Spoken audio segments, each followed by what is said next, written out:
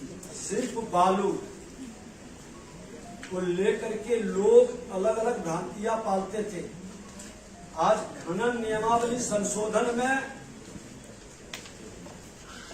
बालू राजस्व में बिहार अपने दुगना लक्ष्य की ओर कदम बढ़ा दिया।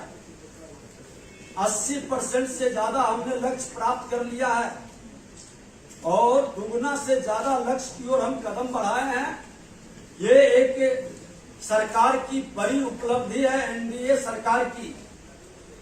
इसके पहले जो अवैध खनन का एक बड़ा कारोबार माफियाओं के द्वारा होता था, उस पर अंकुश लगाने के लिए खनन नियमावली संशोधन पर कल माननीय मुख्यमंत्री नीतीश कुमार जी के नेतृत्व में मुहर लगी और कई नियमावली में संशोधन हुआ है। खनन पट्टे का सुसंगत संचालन संभव हो सके, पर्यावरण स्वीकृति में जो काफी विलंब होता था, 7-8 महीने तक लटका रहता था, अब पर्यावरण की स्वीकृति पहले ही हम देंगे तब नीलामी करेंगे ताकि विलंब न हो सके। खनन योजना की भी स्वीकृति हम पहले ही देंगे। पर्यावरण से जुड़े हुए जो भी अनावश्यक विलंब का कारक फैक्टर है, उसका समाधान हम पहले करेंगे और अवैध खननता परिवहन पर प्रभावी अंकुश हम लगाने के लिए कई कदम उठाए हैं। आपको जानकारी दे दें कि जो इंस्पेक्टर राज स्थापित करने का वातावरण था, उसको भी हम लोग खत्म करने का प्रयास किए हैं। अब अपने खेत से जो मिट्टी उठाएगा और अपने उपयोग के लिए करेगा, उसको कोई पकड़ धकर नहीं करेगा। पूरे बिहार के लिए फ्री कर दिया गया है। आम लोगों को बड़ी परेशानी इसकी शिकायत होती थी और उसी तरह से गाड़ी वाले को भी एक बड़ा राहत हमने दिया है। उनका मांग था कि परिवहन चालान में अंकित मात्रा से 5% तक अधिक परिवहन के लिए अब उसको कोई पकड़ धकर नहीं करेगा, ना फाइन करेगा। इसके नाम पर परिवहन का गाड़ी चलाने वाले को जिस तरह से परेशान दंडित किया जाता था, यही गाड़ी चालकों का मांग था। उसको भी 5% का हमने अनुमति दिया, स्वीकृति दिया है। ये बड़ी राहत है ताकि पुलिसिया या इंस्पेक्टर राज का शिकार हमारा ये उद्योग न हो सके। बालू और खाद के जमा होने पर, बालू और गाद के जमा होने पर हमारे किसान बंधुओं को होने वाले परेशानी को भी दूर करने का हमने प्रयास किया है। खनन से प्राप्त होने वाले राजस्व में इससे हमारी वृद्धि होगी, क्योंकि गाद को हटाने के लिए हमें खर्च करना पड़ता था। अब गाद हम उसका भी नीलामी करेंगे, उसका भी बंदोबस्ती कर करके गाद हटाएंगे तो हमको रॉयल्टी भी मिलेगा, राजस्व भी बढ़ेगा। ये एक बड़ा निर्णय है। हम लोग मुख्यतः 4 संशोधन इसमें किए हैं। पहले तो पर्यावरण से जुड़ा हुआ, उसके बाद जो बीजड़ है सफल डाकधारी, उसको समय सीमा के अंदर खनन योजना उपलब्ध कराई जाएगी।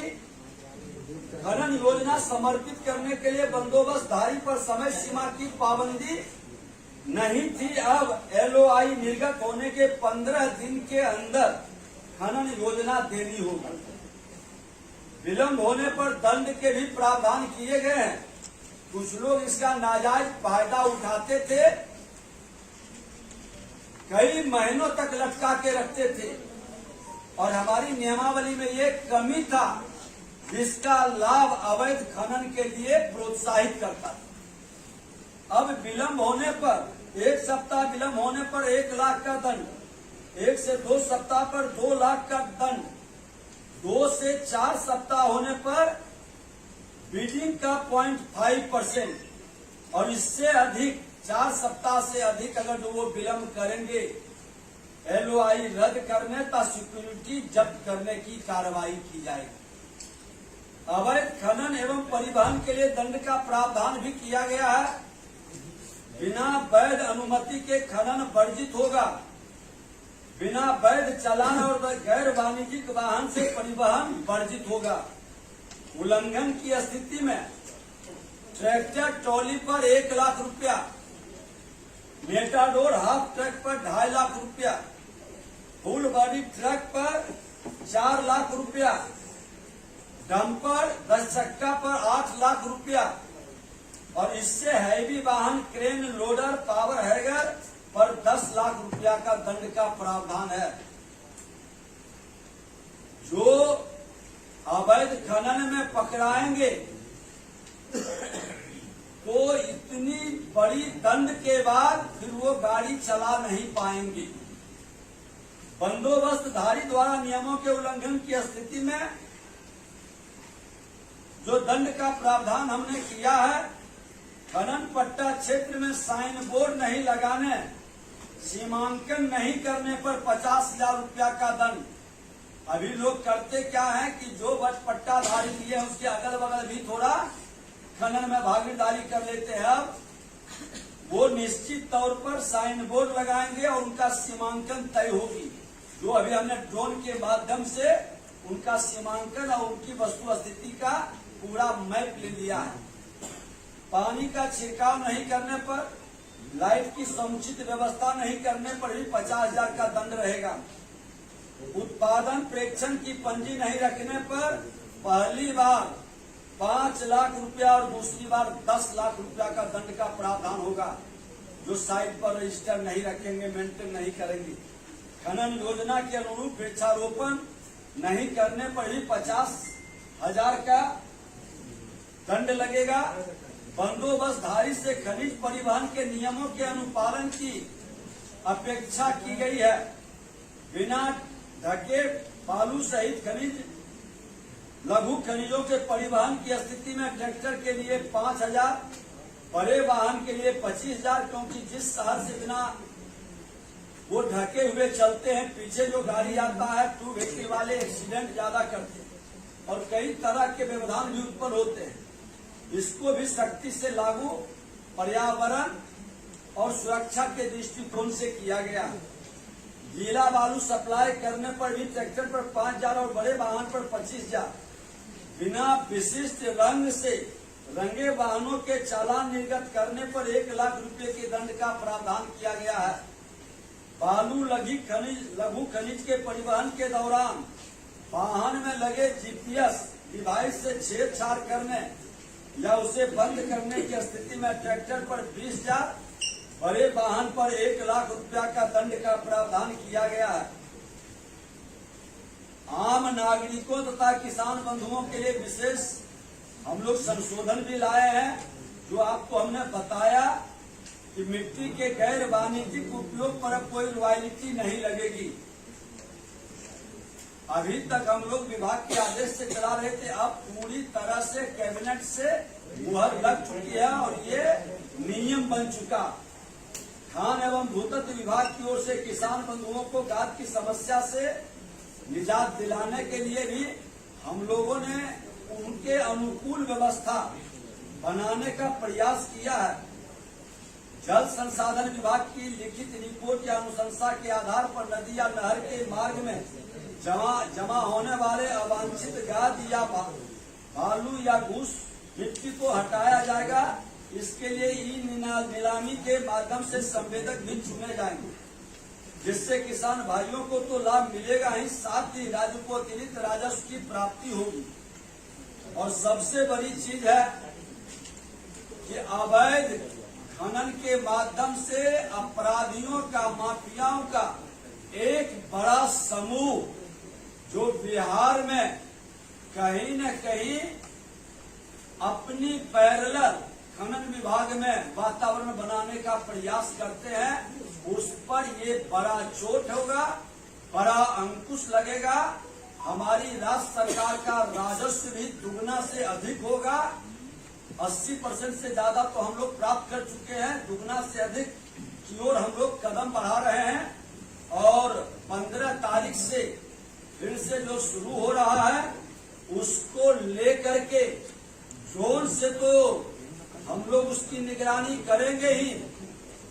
इतना राजस्व जब हम 1000 करोड़ का राजस्व सरकार को देंगे तो हेलीकॉप्टर से भी निगरानी खनन विभाग करेगी और उसकी पूरी मॉनिटरिंग और जानकारी पूरे हेलीकॉप्टर के माध्यम से भी ये अवैध खनन का मॉनिटरिंग होगा, उसका वीडियोग्राफी, और उसको अंकुश लगाने के लिए सरकार पूरी सजगता से हम लोग तैयार हैं। बिहार के माननीय मुख्यमंत्री नीतीश कुमार जी ने अवैध माफियाओं पर अंकुश लगाने का जो उनका संकल्प है और देश के प्रधानमंत्री जी का भ्रष्टाचारियों पर अंकुश लगाने का, ये बिहार में साकार होगा।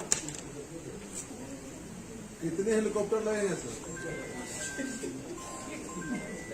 वो समय समय पर आवश्यकता के अनुकूल एक बार उसका हम लोग मॉनिटरिंग बीच बीच में करवाएंगे ताकि अवैध का रैंडम वो लगातार रैंडम कभी भी इस तरह का, ताकि पूरी सजगता रहे। हमारे विभाग के कमांड कंट्रोल के माध्यम से जहां आवश्यकता महसूस होगी वहां इस तरह का उपयोग किया जाएगा।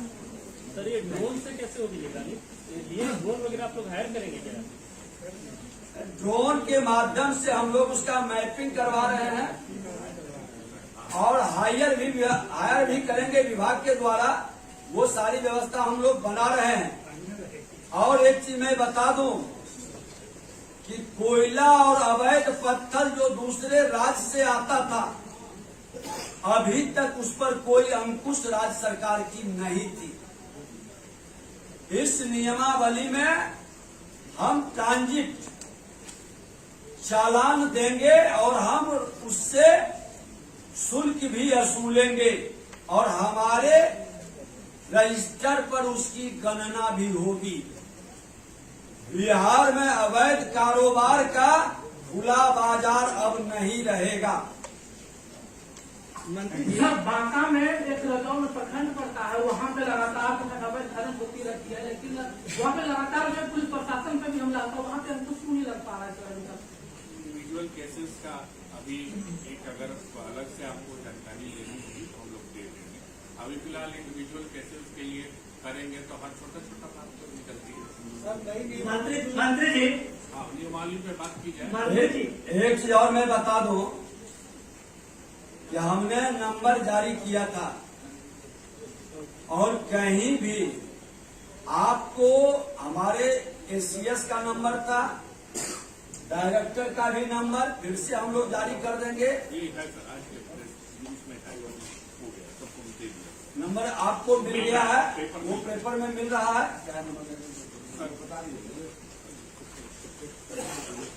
ये 4 नंबर है, एक बार नोट कर लें। 0612 22153660 दूरभाष संख्या है जो कमांड कंट्रोल में ये नंबर है। फिर से सर एक बार ये आपको 612 कोड है 0612 22153660 22153660 ये कमांड कंट्रोल का नंबर है। दूसरा नंबर मोबाइल नंबर है 912241 4564। दूसरा नंबर है 8809 545411। और तीसरा मोबाइल नंबर है 947319 1437 947319 1437। सूचना दाता की गोपनीयता रखी जाएगी। और उनको पुरस्कार का भी जो हम लोग घोषणा किए हैं वो पुरस्कार की प्रक्रिया भी एसीएस के नेतृत्व में पूरी गंभीरता और गोपनीयता के साथ पूरी की जाएगी।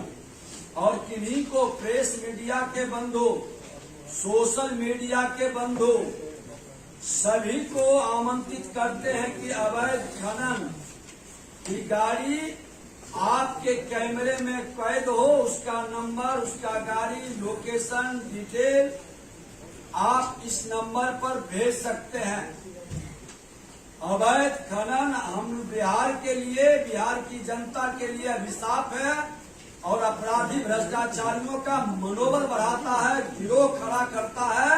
किसी भी स्थिति में अपराधी भ्रष्टाचारी का गिरोह बिहार में नहीं बनने दिया जाएगा, ये सरकार का निर्णय है। मंत्री जी, एक चीज जानना चाहते हैं कि हाल के वर्षों में जो बालू माफियाओं का सिंडिकेट का विभागीय अधिकारियों के साथ साथ का बड़े संख्या में आईएएस, आईपीएस और अन्य अधिकारी पर कार्रवाई की बात चली थी, लेकिन आज की स्थिति क्या है? मैं बता दूं कि जब से एनडीए की सरकार बनी है और हमें सेवा का अवसर मिला है, उसके बाद हमारे विभाग के किसी पदाधिकारी पर अगर जो इस तरह का आरोप लगा है तो आपने देखा है कि हमने कुछ लोगों को सस्पेंड भी किया है और उसको आर्थिक अपराध इकाई से जोड़ा भी है और नई खुलासा हम आगे भी करेंगे।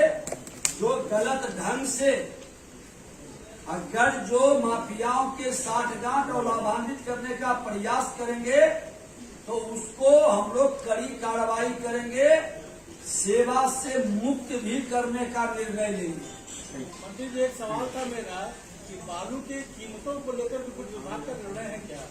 मैं आपको तो बताया गया है, हमारे एसीएस बताएंगे। पहले भी हमने कहा है कि ऑनलाइन बालू की बिक्री, और जब ऑनलाइन बिक्री होगा तो आपस में कंपटीशन से रेट सुनिश्चित होगा। बता दीजिए। इसमें कोर्ट का आदेश कि डिमांड सप्लाई को मेंटेन करना है, तो बालू की कीमतों को हमको कंट्रोल सिस्टम से नियंत्रित नहीं करना है। लेकिन दो विशिष्ट चीजें हैं जिसको दो हम लोग स्पेशली काम किए हैं। जब अप्रैल में, इस वर्ष के अप्रैल में, आज बालू घाटों की संख्या 115 थी। आज बालू घाट जो आज से शुरू हो रहे हैं, 190 बालू घाट शुरू हो गए और 25 और बालू घाट है जिसका सीडीओ अभी लंबित है सिया में। जो आज मैंने बात की है सेक्रेटरी सिया से, 25 नहीं 27, तो 217 बालू घाट हो जाएंगे, लगभग दुगने बालू घाट हो जाएंगे, तो सप्लाई बढ़ जाएगी। तीसरा जो इंटरवेंशन है वो बिहार स्टेट मिनरल कॉर्पोरेशन से बीएसएमसी के माध्यम से है। थोड़ा सा विलंब हो गया है, जिसमें बालू मित्र के माध्यम से हम लोग बालू की सप्लाई करेंगे, आपके घरों तक करेंगे। तो इससे बालू के जो कंट्रोल है वो बहुत अच्छा होगा। बेसिकली मार्केट में जब सप्लाई इतनी ज्यादा होगी और इजीली आप लोगों को उपलब्ध होगा, तो मार्केट एसिमेट्री जो रहती है, मार्केट में इंफॉर्मेशन एक जगह दूसरे रेट पर बालू बिक रहा है, दूसरी जगह दूसरे रेट पर बिक रहा है, ये खत्म हो जाता है और इससे बालू की कीमतों में काफी कंट्रोल आता है। उससे वसूलेंगे। दूसरा इशू जो सबसे सारा का सारा ट्रांसपोर्ट का जितने मामले हैं वो सब हम लोग एक जगह पर दे दिए हैं। एक दो पन्ने में आपको ट्रांसपोर्ट का ये दे दिया गया है, जिसमें लिखा हुआ तो नहीं है लेकिन इसमें परिवहन के विरुद्ध दे रहा है। दूसरा बिंदु है सेटली का।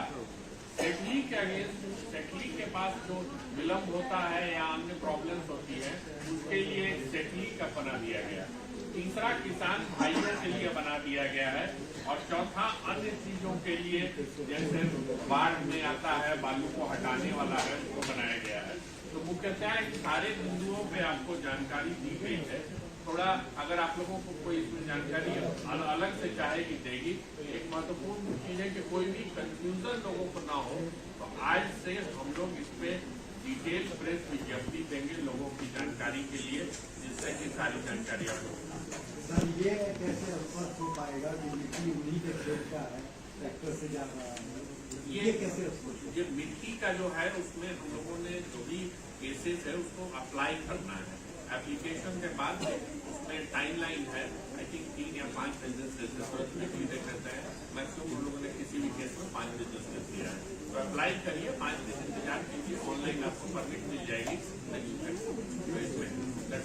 सर इसके संदर्भ 890 बालू घाट है। इसके संदर्भ में कोई भी कंफ्यूजन किसी को रहेगा तो जो हम नंबर जारी किए हैं, खास करके कमांड कंट्रोल का जो नंबर हमने दिया है उस पर वो जानकारी प्राप्त कर सकते हैं और विज्ञापन भी इसके संदर्भ में विस्तार से दिया जाएगा। हम तो चाहेंगे कि प्रिंट मीडिया और इलेक्ट्रॉनिक मीडिया सभी में उसका स्वरूप को प्रकाशित करें ताकि आम जनता को इसका सहूलियत और लाभ उठा सके। सर ये राज्य में 890 बालू घाट आप लोगों ने चिन्हित किया है। शुरू अभी तक 200 कुछ हुआ है, तब 190 ही आपने बताया इधर शुरू हुआ है, बाकी कब तक होगा ये? मैं बता दूं कि 105 ही चल रहा था, 115 ही, अभी जाकर के डबल किया गया है। ये 8 महीने, इसमें 3 महीना बंद है और इसको हम लोग बड़ी तेजी से पर्यावरण के कारण बहुत सारी व्यवस्था कहीं न कहीं बाधित हो रही थी। आज इस नियमावली से वो सारे हमारे जो बाधाएं हैं वो दूर हो रही है और इसको हम लोग आगे और बेहतर ढंग से करेंगे। भैया ऐसा है कि हम लोग तेजी से इसके प्रक्रिया है, सुप्रीम कोर्ट के द्वारा ये controlled overall national green tribunal के द्वारा किया गया है और इसमें तरीका यही है कि हम लोग को इन्वायरमेंटल क्लियरेंस लेके ही सारी चीजों को करना है। अब प्रायर इन्वायरमेंटल क्लियरेंस हम लोग ले लेंगे और उसके बाद टेंडर देंगे। तो जो जिन केसेस में अभी प्रक्रिया चल रही है वो तो चलती रहेगी, लेकिन जो नए टेंडर्स होंगे वो इन्वायरमेंटल क्लियरेंस और खनन योजना की स्वीकृति के बाद में होंगे, जैसे मंजूर करेगा। तो ये थोड़ा टाइम लगता है, एक बार प्रक्रिया होती है, लेकिन एक बार टाइम लगने के बाद ये 5 साल के लिए घाट चालू हो जाते हैं। तो इसलिए लंबे समय तक ये घाट है। ये जो नए बालू घाट को जो परमिशन दिया जा रहा है, इसमें कोई रिवर बेड नया जोड़ा गया है? नहीं, रिवर्स तो वही है।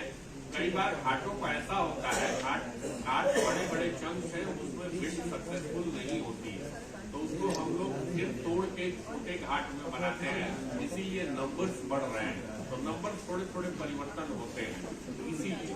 और ये जो नया इंट्रोड्यूस किया गया है ट्रांजिट पास वाला, ये पहले क्या व्यवस्था थी? इसके लिए पहले कोई भी व्यवस्था नहीं थी। बगल के एक राज्य में यह व्यवस्था थी जिसको हम लोगों ने अडॉप्ट। चलिए।